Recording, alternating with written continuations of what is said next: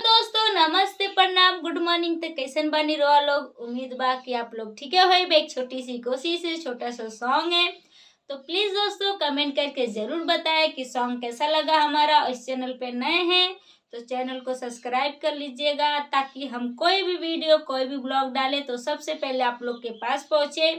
तो प्लीज दोस्तों प्यारा प्यारा कमेंट करिएगा और बताइएगा कि सॉन्ग कैसा लगा हमारा। तो सॉन्ग है कि पार्लर में जाइले ब्यूटी बढ़ाइले, लेकिन से खर्चा हम करवाइले।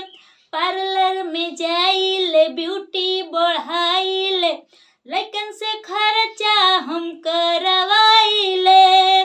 बॉबी बनारस के पान भइलू, बॉबी बनारस के पान भइलू, कतना लाइकन के जान भइलू। गोरी लगता कि अब किसयान भइल, गोरी लगता कि अब किसयान भइलू।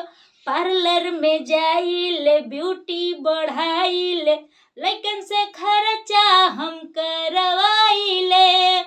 पार्लर में जाइले ब्यूटी बढ़ाइले, लेकिन से खर्चा हम करवाइले। बॉबी बनारस के पान भइलू, बॉबी बनारस के पान भइलू, कतना लाइकन के जान भइलू। गोरी लगता कि अब किसयान भइलू, गोरी लगता कि अब किसयान भइलू। दिलवा के कैले बाड़ू चोरी हमार तू तो गोरी, टुकुर टुकुर ताकी तोहरा ओरी। दिलवा के कैले बाड़ू चोरी हमार तू तो गोरी, टुकुर टुकुर ताकी तोहरा ओरी। लेकमी के लिपस्टिक लगाइले, लोटस के फेशियल कराइले। लेकमी के लिपस्टिक लगाइले, लोटस के फेशियल कराइले। एही से अजूरिया के चान भइलू, एही से अजूरिया के चान भइलू। गोरी लगता कि अब किसयान भइलू, गोरी लगता कि अब किसयान भइलू।